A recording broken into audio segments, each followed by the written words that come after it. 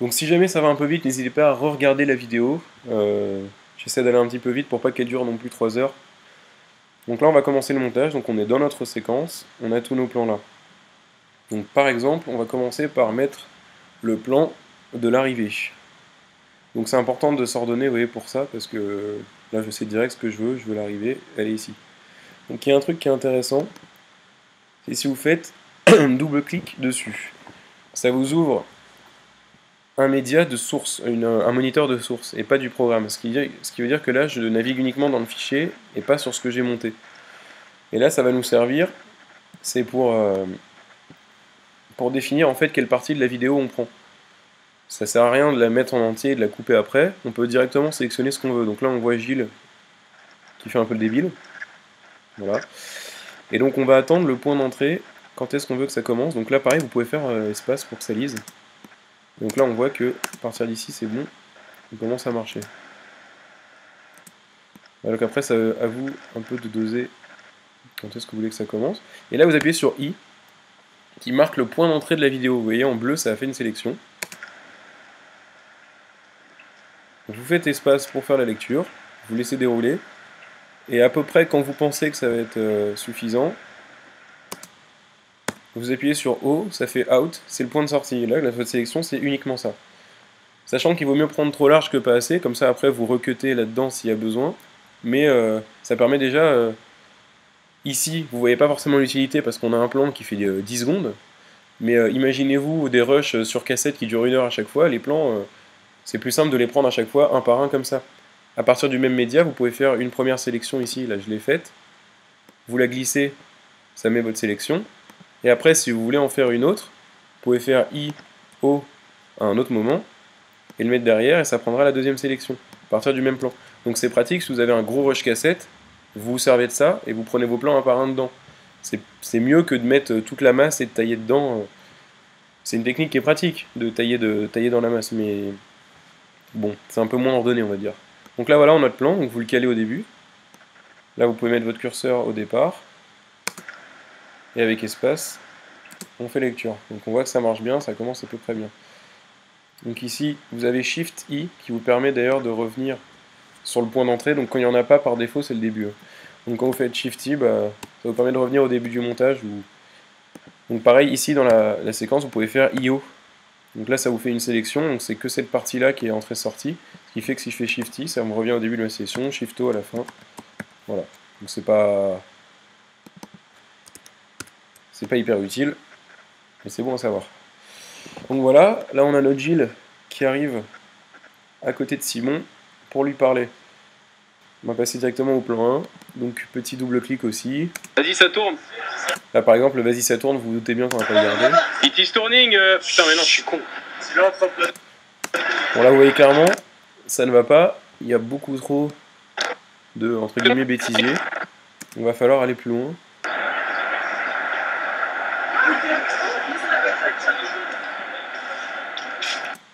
Voilà, donc là on voit que c'était déjà bon. Donc après c'est à vous de sentir. On va le prendre à partir d'ici, avant que Gilles arrive et avant que Simon mette son crayon sur l'oreille. Mais bon, tu sais, je suis un journaliste, moi, rien de plus. Voilà, donc là on est sur du dialogue. Hein. Donc on va attendre que le dialogue se termine. Je pars du principe qu'ici c'est la bonne prise. En vrai, si vous avez tout votre déroulé à la suite, il faut qu'avec vos points IO, vous sélectionnez juste la prise où c'est réussi. Ok, tout ce que tu veux. Bon écoute, j'ai encore pas mal de choses à faire, on en reparle plus tard. D'accord.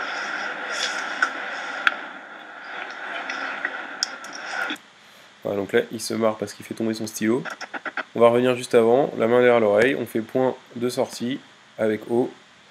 Et voilà, on glisse le plan ici.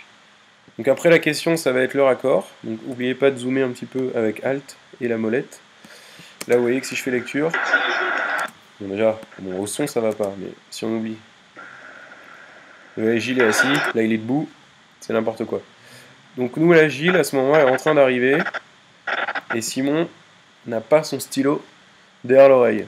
Là vous voyez, il faut bien se servir de ça pour le raccord. Vous faites un petit C pour cutter par exemple, vous coupez, et après vous repassez avec V sur l'outil sélection, vous sélectionnez le bloc qui est là, et il y a un truc très intéressant, c'est Ripple Delete. Donc, donc sur Windows c'est Shift Supr, sur Mac de base il n'y est pas, mais on va aller rajouter le raccourci. Premiere Pro, Keyboard Shortcuts, et là vous avez en fait tous vos raccourcis. Donc on va chercher le Ripple Delete. Je vais simplifier, on va faire Shift Sup, hop, Shift Delete, tout va bien. Et donc là, attention à ce que ça fait, vous faites Shift Sup, et voilà, c'est supprimer et raccorder. Donc en fait, ça permet d'enlever l'élément que vous sélectionnez et de raccorder direct ce qu'il y a après. Et donc ça vous prend toute votre séquence et ça recale tout, donc c'est assez pratique. Ça marche aussi dans les espaces vides. Tac. Donc là, vérifions le raccord. Non, ça me paraît pas mal. Le son, on verra ensuite. Donc après, ce qui est intéressant, c'est qu'on a un deuxième plan, la caméra 1. Donc la caméra 1, là on va pas oublier de sélectionner vidéo 2, audio 2, et désélectionner les premières pistes, histoire d'être sûr que ça va pas nous coller le média sur la mauvaise piste. Là on arrive, on glisse, hop, on place ça au-dessus. Alors pareil, il va falloir encore le caler. Vous imaginez bien que comme par hasard, les deux vidéos vont pas tomber juste en même temps. Et donc là on va dérouler le son.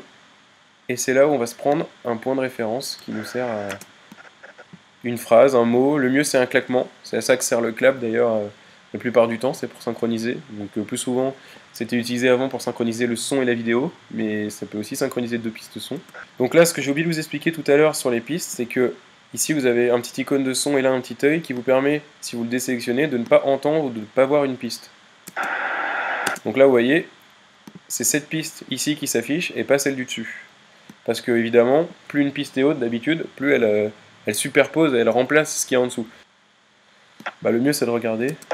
Je veux couvrir l'événement. Voilà, donc là vous voyez par exemple, si je coupe, ici on affiche cette piste vidéo. Si j'enlève son, donc c'est la piste audio de l'autre. Mon retour. Vous voyez que là le son est parfaitement synchronisé avec la bouche. Je veux couvrir l'événement. Donc ça veut dire que ça va bien. Donc après, comme on a fait un cut, ce qui peut être bien, c'est peut-être de le remettre en une seule séquence. Donc soit vous les assemblez, soit peut-être le plus simple, c'est vous supprimez la première et vous redéroulez l'autre. Comme ça. Donc comme ça, ça a suivi le cut. Donc voilà, on a nos deux séquences qui sont synchronisées. On va les mettre aussi longues l'une que l'autre, voilà, hop. Et donc là, bah, ça va être le jeu de passer de l'une à l'autre. Donc là, la zone de travail, il faut l'étendre. Normalement, ça se fait automatiquement. C'est un petit peu bizarre que ça l'ait pas fait. Et donc, bah là, ce qu'on peut faire, comme j'ai dit qu'on ne servait pas de ce son-là, on va faire rompre le lien. Donc, unlink en anglais. Vous, c'est rompre le lien si vous êtes en français. Ce qui fait que l'audio et la vidéo sont plus liés. Vous voyez, je peux bouger l'un sans bouger l'autre. Là, si je bouge le son, la vidéo ne bouge pas. Et on va le supprimer tout bêtement avec Supr, parce qu'on n'en a pas besoin. Donc là, après, bah, ça va être du jeu de qu'est-ce qu'on prend quand. Ici, on a Gilles qui arrive, qui s'assoit. C'est la Brendan qui m'a dit de venir te voir. Ce qui paraît. Voilà.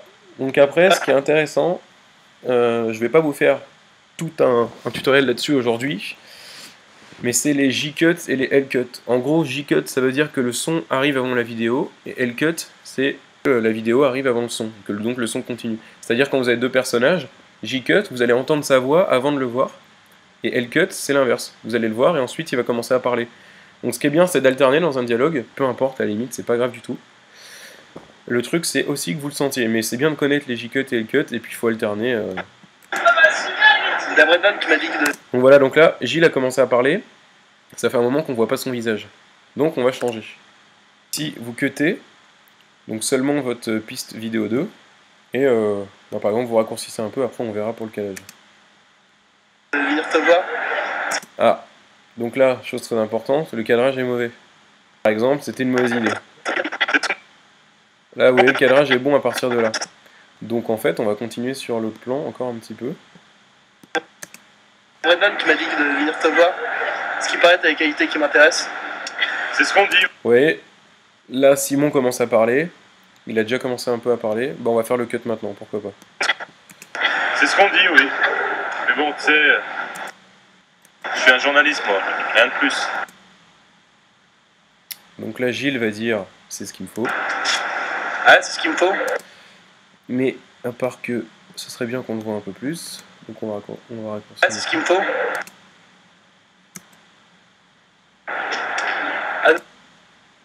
Voilà, donc là, il va continuer de parler. Donc on peut changer un petit peu de plan. L'entraînement. On a compris que c'était lui qui parlait. Ici, j'en déduis que t'aimes le sport.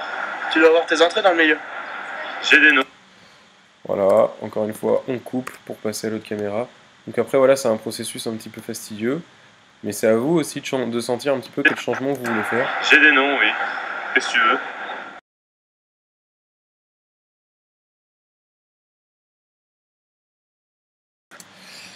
Donc voilà, on a notre petit assemblage de dialogue à peu près. Donc on va mettre la séquence du départ qui est ici. Pareil, on la sélectionne. Vas-y, bah si tu veux le faire, ça filme. Ok, ça marche.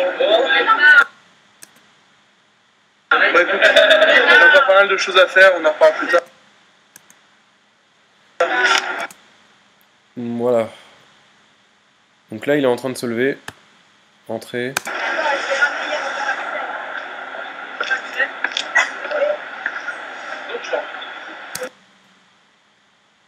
Et puis sorti comme ça.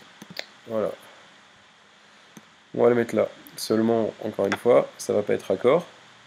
Parce que là, on a pris beaucoup trop long. On a dit qu'il était en train de se lever.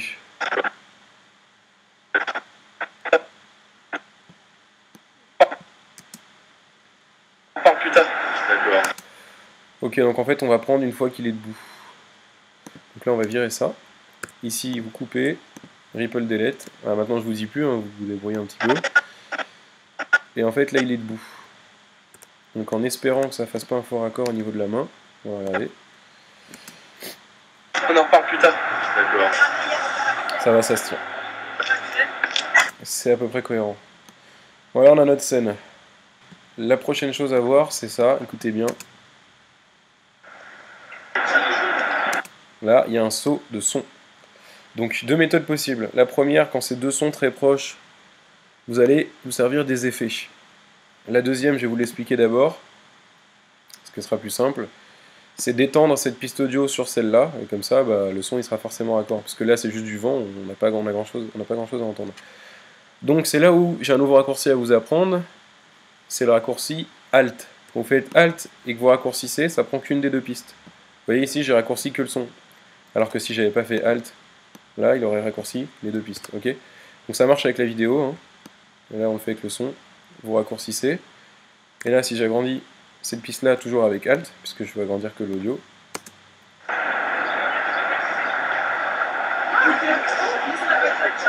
Bah là, le son est raccord. Voilà. Après, peut-être même qu'on peut carrément faire comme tout à l'heure, rompre le lien. On vire carrément le son de la première séquence, et avec Alt, hop, on étend la première.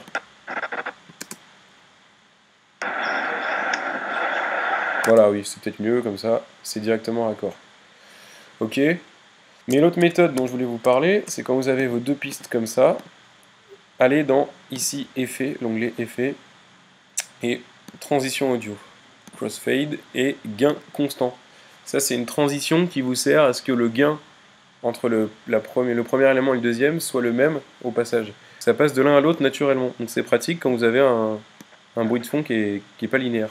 Donc ça, c'est comme pour les médias, les transitions, vous les prenez, vous les glissez entre les deux médias ou à la fin du média. Donc, vous voyez ici, c'est déjà moins brut, même si bon, c'est un petit peu limite. Donc on va zoomer et on peut étendre en fait la transition en l'attrapant comme si c'était une vidéo comme ça sur les côtés. Voilà. Vous voyez là, ça passe super bien. Donc après, vous avez d'autres transitions audio, par exemple le fondu exponentiel. Donc ça, c'est plus un fondu de début ou de fin. Donc, par exemple, ici, on peut le mettre là, au début. Vous allez voir que le son va arriver progressivement. Voilà, c'est léger, mais c'est pas désagréable. Et on peut faire la même chose à la fin, donc n'oubliez pas, vous le glissez sur là. Vous pouvez le mettre entre deux vidéos, hein, pareil, hein, après c'est à vous de le sentir. Vous voyez, là, c'est fondu sur le son de celle-là uniquement, sur celui-là uniquement, et là entre les deux, ça joint les deux. Donc là on va le mettre à la fin nous, puis vous zoomez un peu pour pouvoir attraper les poignets, et on va l'étendre. J'aime bien quand ça met du temps à se fondre. Voilà, donc c'est un peu une introduction aux effets. Vous pouvez faire la même chose avec la vidéo, vous avez transition vidéo, et vous avez notamment dissolve, donc ça c'est fondu en français. Et les fondus c'est très important parce que c'est la transition un petit peu la plus sobre qu'on puisse trouver. Donc deep to black, c'est fondu au noir. C'est tout simplement, on va passer du noir à notre vidéo. Donc voilà, ça marche exactement pareil, vous pouvez l'étendre un petit peu. On va en mettre une à la fin.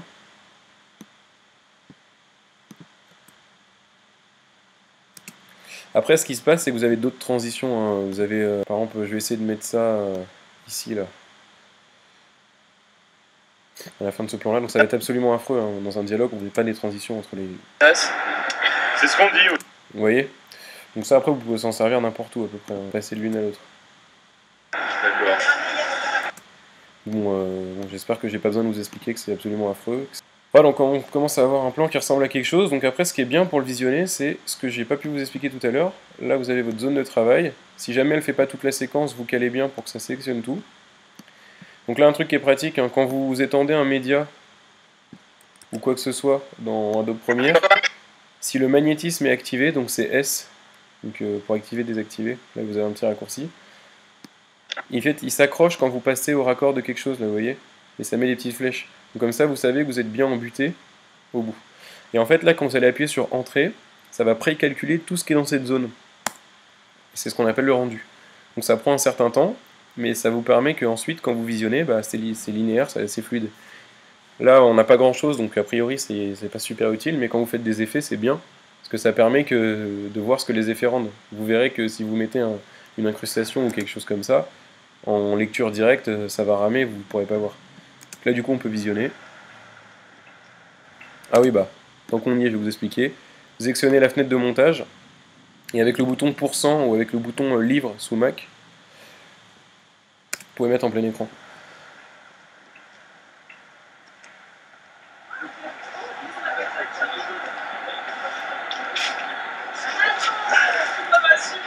Il y a Brendan qui m'a dit de venir te voir. Ce qui paraît, t'as les qualités qui m'intéressent. C'est ce qu'on dit, oui. Mais bon, tu sais, je suis un journaliste. Bon, voilà, donc c'est comme ça que ça marche pour visionner. Donc là, après, vous avez d'autres effets. Ça, on y repassera une autre fois. Je pense que c'est un peu tôt pour se servir de tout ça.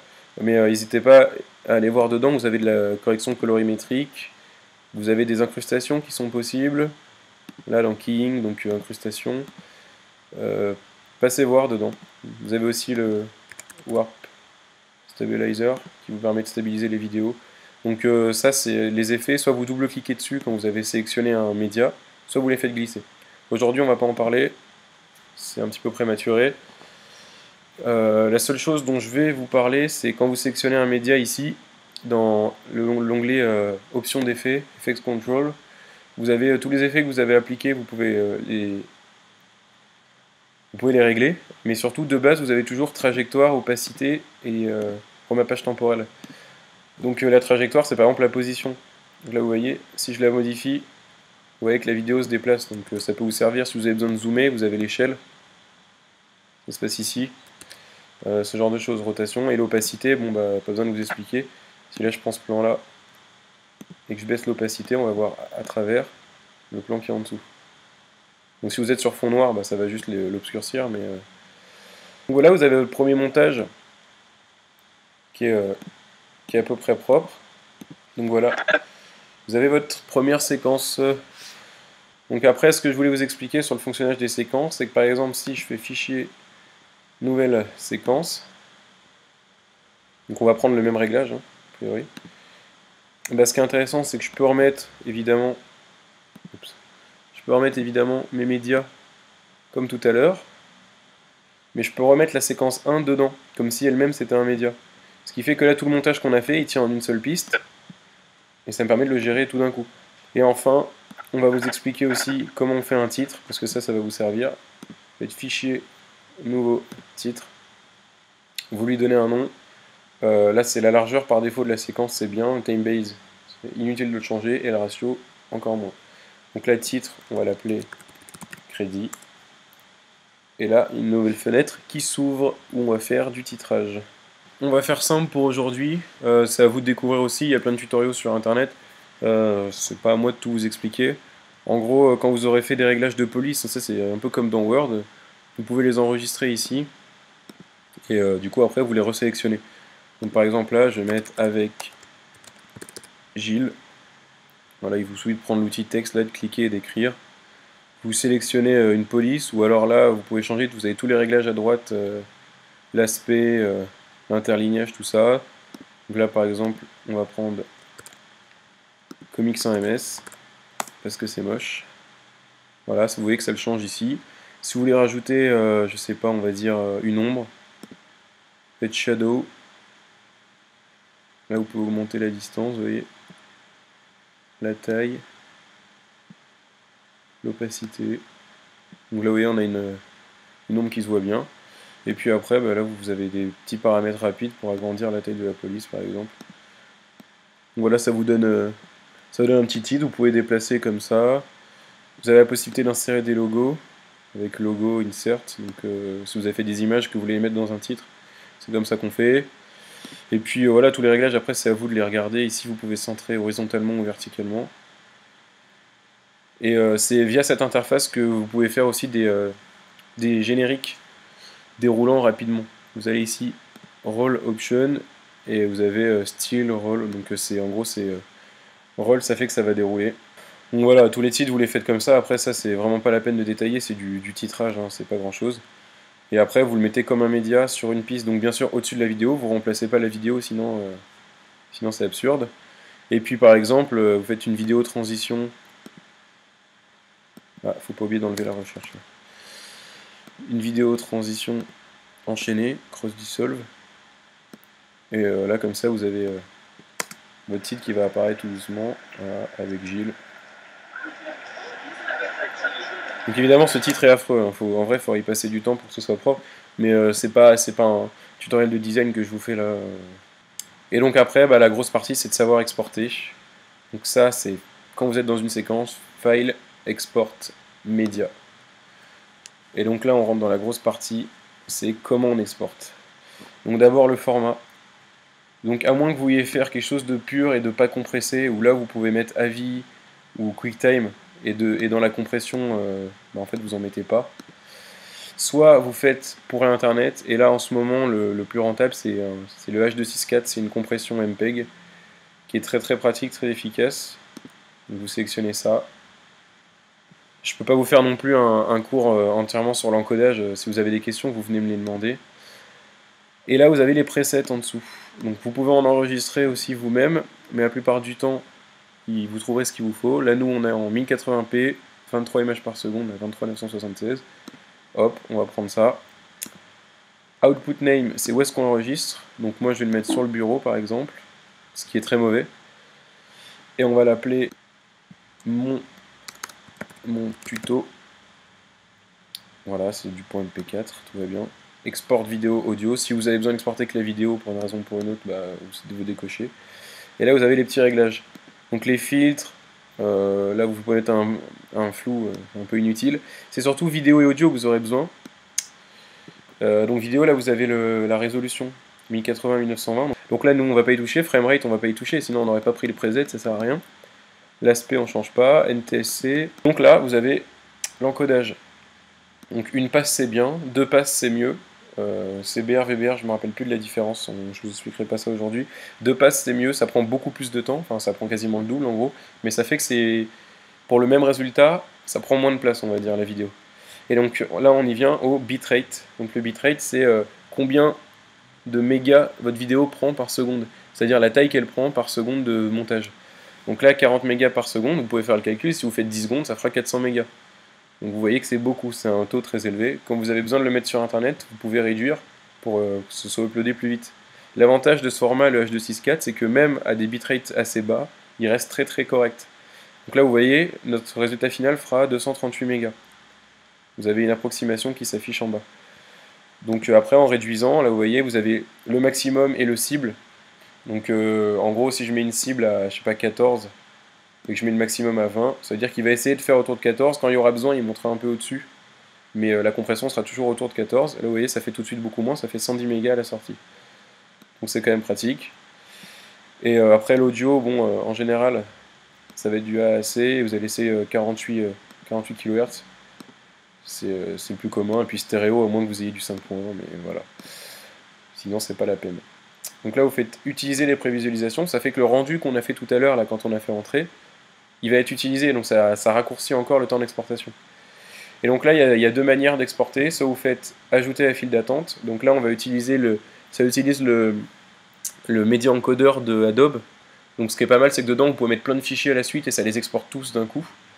Donc quand vous partez et que vous voulez exporter plusieurs trucs la nuit, c'est bien.